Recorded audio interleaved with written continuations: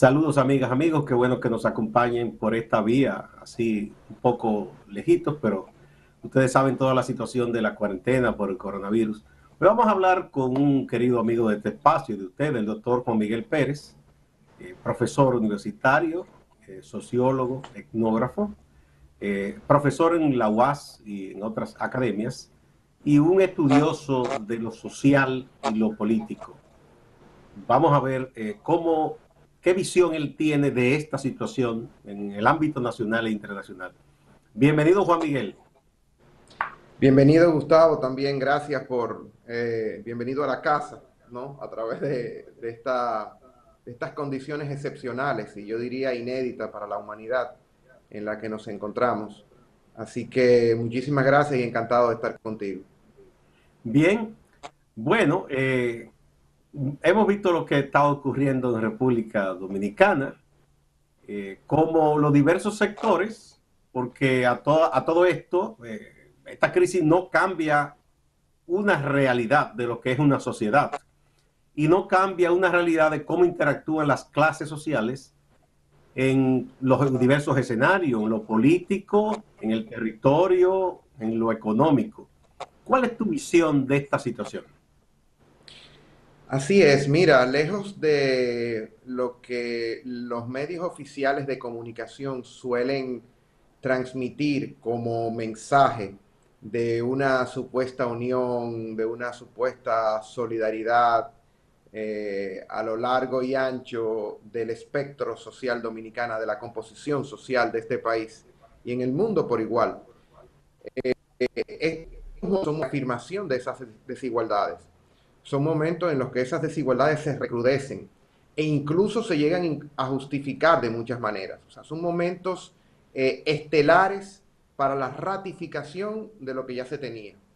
Lo que ha venido a hacer la pandemia es sencillamente a revelar lo que desde hace mucho tiempo este país sabía porque lo vivía en las clases humildes, sabía porque se lo imaginaba en las clases medias. Cuando digo se lo imaginaba es porque tenía un contacto directo todavía más estrecho que las clases altas con las clases trabajadoras, porque tenían contacto con ellas en el servicio que atendía en la casa, el trabajo doméstico, por ejemplo, porque tenía contactos a través de dependientes en un servicio, en un intercambio, en una transacción. Pero sin duda alguna, las clases altas no conocían, o por lo menos no querían conocer, o mejor dicho, desconocían, con ese énfasis de ignorar lo que este país es al final. Y eso, por supuesto, estaba reivindicado, endosado, soportado, apoyado por toda una propaganda institucional de Estado que bajo los eufemismos de desarrollo, modernidad, progreso, crecimiento, democracia, le ponían nombre a una ficción que hoy, con una crisis sanitaria, se ha destapado la gran vulnerabilidad económica de los dominicanos, la gran precariedad de sus condiciones de vida, la gran orfandad política e institucional y sobre todo la gran desesperanza y no credibilidad que tienen en sus instituciones. Y eso, por supuesto, producto de que no solamente están viviendo condiciones objetivas, concretas, muy difíciles para cualquiera, es decir, por ejemplo, cuando tiene que salir a la calle la inmensa mayoría de dominicanos para de manera incierta tomar de la calle lo que van a comer en la noche, ya te deja dicho muchas cosas. Pero además, nosotros tenemos un sistema educativo colapsado que tiene que ir en concurrencia y con ese sistema económico, esa base material, para que entonces la base cognitiva pueda ser trabajada. Y lamentablemente, Gustavo, como decía un gran estadista francés, decía que la cultura es lo que queda cuando todo se ha olvidado o perdido. Y en nuestro país, nuestra cultura cívica, es decir, la capacidad de reacción a crisis o devastaciones como esta, es sencillamente una crisis de irreverencia a la autoridad, es una reacción de hartazgo, de hastío, y por supuesto las fuerzas del orden, las fuerzas represivas, que es el único contacto que tiene la gente humilde con el Estado, que en lugar de proteger castiga, pues reafirma eso en los diferentes abusos y atropellos que hemos visto por Yo diría parte de las que en autoridades. momentos así se ceba esa fuerza represiva, se hace especialmente ruda. Hay algo, siempre hemos aprendido con ustedes los estudiosos de los asuntos sociales. En los hechos sociales está la visión quizá de lo evidente, lo superficial, pero siempre hay un trasfondo que ustedes nos ayudan a leer. Por ejemplo, hemos visto en el caso de la provincia de Duarte, la más afectada, que en un momento dado la misma autoridad de muchos sectores dijeron, esa es una gente inconsciente que no respetó, que salió a la calle.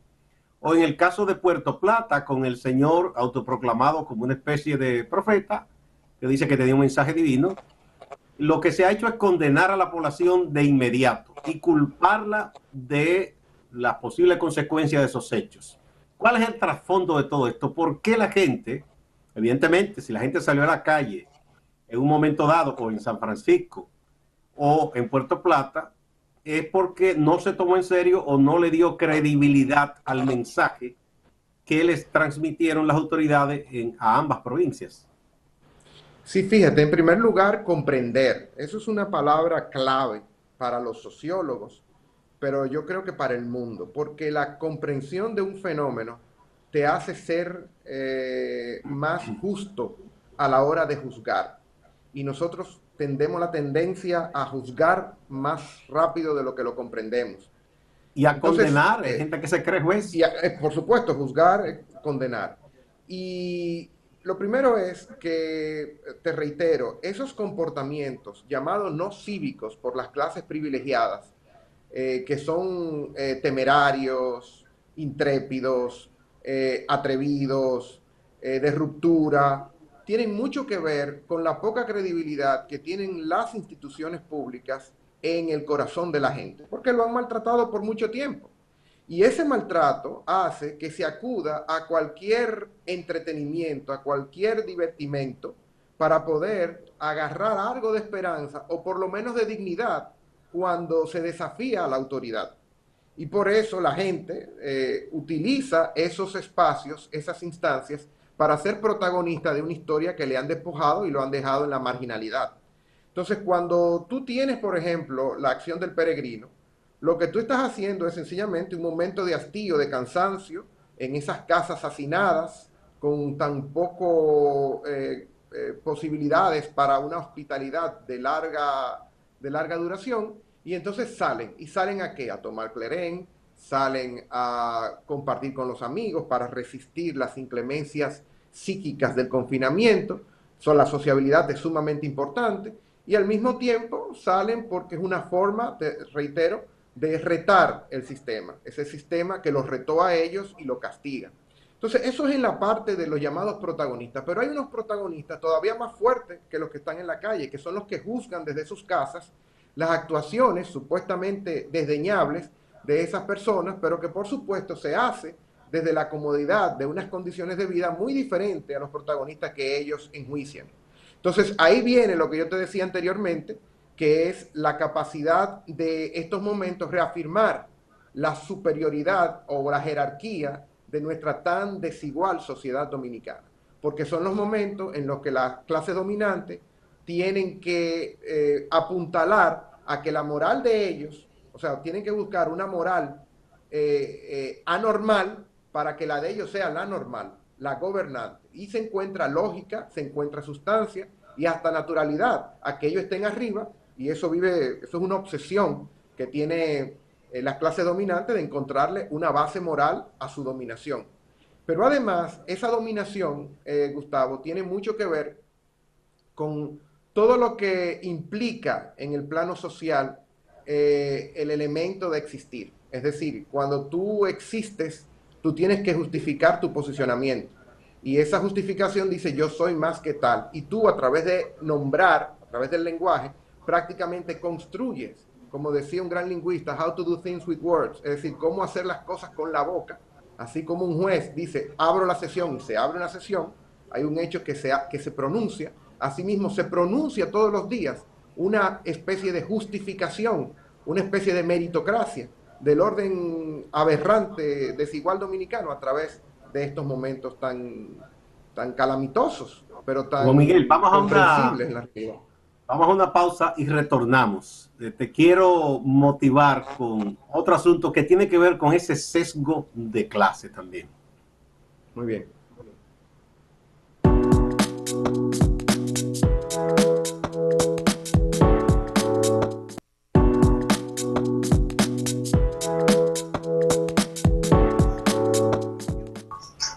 Continuamos con el doctor Juan Miguel Pérez, sociólogo, etnógrafo, dándonos una lectura sobre la situación de la sociedad dominicana para entender este fenómeno de la cuarentena y el coronavirus. A veces uno escucha de los sectores sociales, obviamente, que tienen el protagonismo en los medios, en las instancias públicas, en los sectores organizados de la sociedad, del empresariado, por ejemplo, que dicen cosas que uno dice, ¿esto es cinismo o es ignorancia? Por ejemplo, cuando comenzó todo esto, uno veía a gente especialista en diversas áreas diciendo, bueno, pero las familias que hagan una agenda de qué hacer todos los días. Se pasan una parte en el balcón, o si tienen casa en el jardín, otra parte en la terraza de estar, otra parte en la sala de televisión, otra parte en la biblioteca.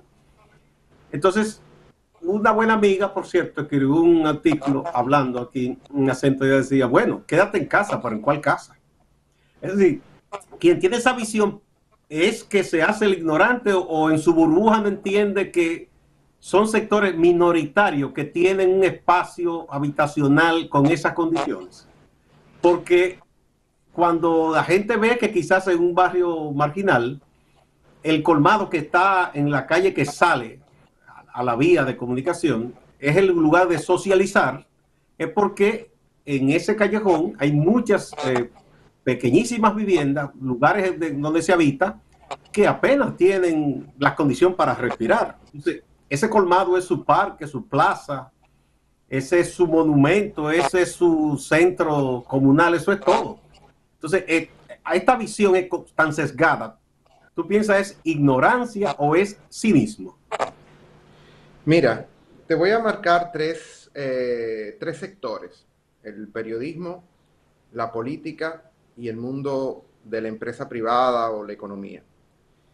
Nosotros tenemos una tradición de muy poca rendición de cuentas y respeto por lo público, producto de la impunidad que venimos arrastrando en el caso de este periodo republicano de historia, desde la dictadura, desde la caída de la dictadura de Trujillo. La impunidad ha hecho que los políticos se consideren omnipoderosos y no se deban a la gente, no se deban al pueblo. En Francia, François Fillon, antiguo candidato presidencial a las elecciones de ese país, prácticamente fue descalificado de una competencia en la que iba en ventaja porque compró trajes que excedían los 2.000 euros. Algo en nuestro país que cualquier empresario, cualquier ministro, viceministro o director general de cualquier dependencia estatal se viste. Pero allá tener un traje que equivalga a 2 veces, por ejemplo, el salario mínimo, tiene un impacto, apabulla. Hay una tolerancia cero hacia los excesos ostensibles, hacia la opulencia que la clase política pueda tener, porque son responsables del dinero público y sobre todo responsables de lo público en momentos de crisis donde hay personas en la calle, indigentes, hay diferentes elementos de ese tipo. Pero en nuestro país no es así. Las clases altas del poder, en específico del poder político, lo que están en las redes, por ejemplo, mostrando las diferentes privilegios que tienen. Yo veía, por ejemplo, a un amigo muy bueno, porque en esto no tiene que ver nada con las intenciones, los inconscientes de clases traicionan las intenciones. Y ese amigo enseñaba y mostraba cómo desde su torre le llevaban a domicilio servicios de comestibles en las redes. Eso es inimaginable en Francia, sobre todo en momentos en los que la gente que él administra está pasando trabajo. Entonces, eso, vamos a decirlo así, es una ignorancia producto de una tradición que no ha tenido una referencia diferente. Y eso se ve como normal, ¿no? Eso se ve absolutamente dentro de lo ordinario, dentro Pero de yo le lo agregaría, posible y Juan tolerable. Miguel, que la ignorancia, pero es casi como una especie de aislamiento Sí, total de la precisamente. realidad de Ahí su voy, entorno. Es como ahí voy. que no entiende que no hay algo más fuera de eso. Exacto, mira, el problema en nuestro país, y yo que viví dentro del corazón del Estado Dominicano, de esa burocracia cada vez más alejada de la gente que dice representar o por lo menos orientar a nivel de políticas públicas, es el problema del distanciamiento social. El distanciamiento social, que debería llamarse hoy distanciamiento interpersonal, porque lo social es una aberración. El distanciamiento social real es el que existe aquí y preexiste antes de la pandemia. Y ese distanciamiento social, tú me dirás que en las clases del sector económico, de poder económico, pasan, porque, bueno, esas son, así se hizo la constitución de la composición social dominicana. Pero en el caso de las clases, de la clase política, hay un problema grave, y el problema epistemológico, es decir, cómo se construye el conocimiento que las clases dirigentes tienen sobre las clases dirigidas. Y por eso las políticas públicas son tan ineficaces, no solamente la corrupción y la ideología neoliberal, es también el hecho de que cuando se está bien intencionado, en el mejor de los casos, se desconocen las realidades, disposiciones, actitudes, condiciones de vida en lo que la gente vive. Y la mayoría de políticas públicas se hace un poco a la naif, inocente, de manera ingenua, creyendo el que la diseña, el que la implementa, que sus condiciones de vida, desde la cual diseñó esas políticas, son la misma a la que le llega a la gente. Y no es así. La escuela, por ejemplo, es un ejemplo preciso de cómo se tiene una escuela que es para clase media, para quienes la piensan y la diseñan, pero quienes acuden a la escuela son las clases subalternas, las clases pobres, las clases humildes, las clases privadas de todos esos privilegios que quienes hacen esas políticas tienen. Entonces, ahí hay un elemento que en antropología se llama el etnocentrismo de clase, es decir, esa aspiración. Etnocentrismo de clase. Exactamente, es decir, que tú piensas que tu etnia, o sea, tu clase, tu dominio de actividad, ¿no? Tiene, universaliza las mismas condiciones, exporta hacia otros que viven las mismas condiciones que tú. Hay un filósofo norteamericano llamado John Rawls, murió hace un tiempo, muy conocido por su teoría de la justicia, que hablaba precisamente de lo que él llamaba el velo de la ignorancia. Es decir, ese desconocimiento que tienen los hacedores públicos de políticas públicas de las condiciones que tiene la gente. Y en esa diferencia, evidentemente, se muestra una clara tendencia a la injusticia, comenzando por quienes diseñan las políticas públicas hasta incluso Te quienes pongo aplican las leyes. un ejemplo puntual, Juan Miguel. Cuando empezó todo esto, se habló, no, no, pero no hay problema, porque se pueden hacer las cosas de manera virtual, es decir, los estudios, todo, como si fuera lo mismo un muchacho que viva o en la capital, en una de las zonas privilegiadas, o en una de las provincias más desarrolladas, con acceso al Internet, electricidad más o menos permanente, que el muchacho que apenas, si estudia en la UAS, tiene que tomar una guagua de un lugar lejano, de un lugar pobre del sur cercano, o si es uno de los centros de la UAS, en uno de esos campos, que apenas tiene quizá un bombillo en su casa y que no tiene quizás una computadora ni tiene internet. Entonces, bien, esa es la solución, las clases virtuales a distancia, pero eso ya de inmediato está zanjando diferencias terribles. Y si tú le agregas, esas no son las peores, porque esas son las materiales que evidentemente dan acceso y sobre todo a nivel no solamente de las clases populares, sino a nivel primaria, por ejemplo.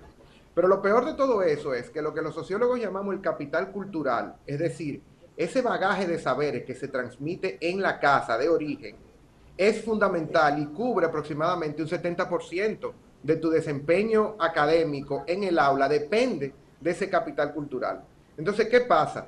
El aula es un trabajo donde se incorpora en las clases populares lo que no se consigue en la casa. A nuestro sistema educativo se le ha olvidado que no tiene únicamente una función formativa, sino una función equitativa, es decir, suplir lo que no se da en la casa. Lamentablemente, en el Ministerio de Educación muchas veces se omite lo que yo he llamado un déficit sociológico en la burocracia del Estado dominicano, se omite esas diferencias sociales y lamentablemente se produce ese velo de la ignorancia que hace que hoy en día el Ministerio de Educación esté diciendo que se está trabajando, y muy probablemente, por lo menos en los estados de mayores grados de la secundaria, se podría estar haciendo, pero sabemos que el trabajo directo con la gente, humilde, de restitución de lo que no se tiene en la clase, en la casa, es fundamental, ¿no? Porque eso es lo que hace la escuela, aportar lo que no se tiene en la casa. En las clases altas, lo único que se hace es estructurar el conocimiento difuso que en una conversación con el papá, que en una cena, que en en todas esas condiciones de lujo que se viven en las clases altas dominicanas y clase media, un internet, un viaje al exterior, un cable, una relación con una lengua extranjera, con libros, con películas, etcétera. Todo eso se incorpora y se estructura en el aula, pero para eso no se necesita precisamente estar en el aula porque son instrucciones. Pero en las clases populares no es así. Entonces, lamentablemente, te reitero, tenemos eso por un lado. Y lo otro que te quería decir Sí, es que las Juan clases Miguel, dominantes... pero esa otra parte dejémosla para el segmento siguiente, porque ya Facundo me está urgiendo que vayamos a Adelante, la próxima pausa. Vamos a la claro pausa que y sí. retornamos.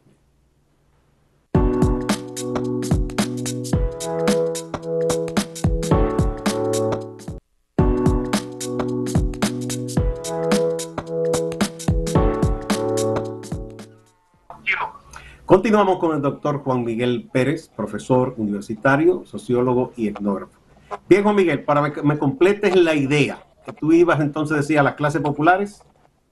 No, las clases dirigentes, y cuando digo clases dirigentes, me refiero a aquellas que dirigen hasta un trabajador, ¿no?